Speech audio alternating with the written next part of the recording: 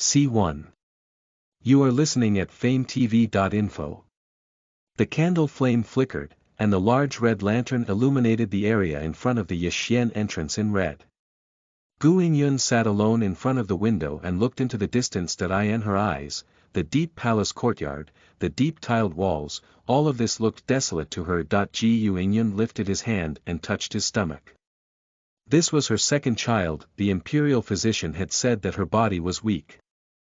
If she miscarried again, she probably wouldn't have children in the future. Just then, the curtains in the room was suddenly opened by someone. A cool breeze blew, causing Gu Yingyun's body to involuntarily shiver. He turned to look. Looking at your expression, it seems that you don't want to see me. A handsome man dressed in a 5-clawed golden dragon imperial robe walked towards her. His cold and fierce eyes stared straight at Gu Yingyun, and his voice was extremely cold. Gu Yingyun's heart trembled, his hands nervously shook. Your Majesty, Qinxie doesn't dare. She bowed slightly, causing Xianyuan Qi to snort coldly. His eyes were filled with disgust and impatience.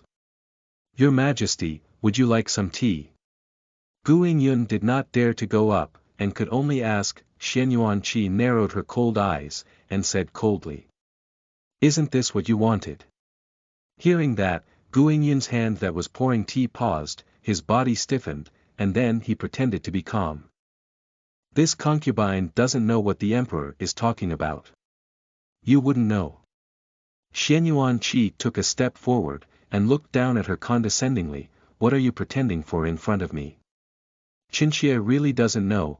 Before Gu Yingyun could finish speaking, she felt herself floating in the air, causing her to scream in fear.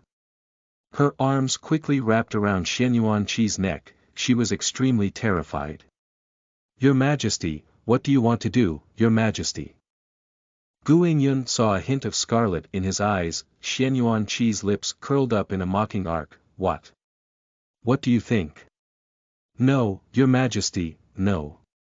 Gu Yingyun tried to struggle free, but unfortunately, Xianyuan Qi's strength was too great, so he firmly grabbed onto her body and forced her to the corner of the bed. Every time he visited late at night, he would force her, and every time he did, he would not let her off lightly. Suddenly, Gu Yingyun's body turned cold. The man's actions were crude and ruthless, not showing any mercy. Gu Yingyun felt as if she had fallen into ice. Her entire body was ice-cold and her heart was filled with fear.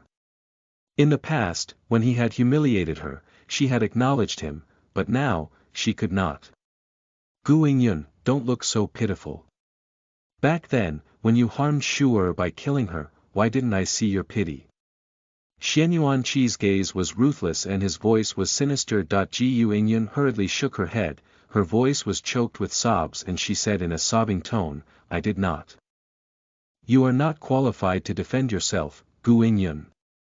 The woman's tears, the look of pity was really glaring at him, forcing Xianyuan Qi's hand strength to increase. The emperor really isn't me. I really didn't send the person who assassinated Shu.er. Gu Yingyun could not stop her tears from flowing down. You actually dare to mention it. I wish that the person who was killed back then was you. Gu Yingyun's vision gradually blurred. His words were like a cold and hard blade that ruthlessly pierced her heart, hollowing out all her hopes for him. Back then, she had entered the palace with her elder sister and served the emperor for 3 years. In these 3 years, did he not have any feelings for her? He actually wanted her to die in place of his sister. Your Majesty. Gu Yingyun blinked her teary beautiful eyes, and said with despair and desolation. All these years, have you ever cared about me? Listen to the full novel at FameTV.info, direct link in the description.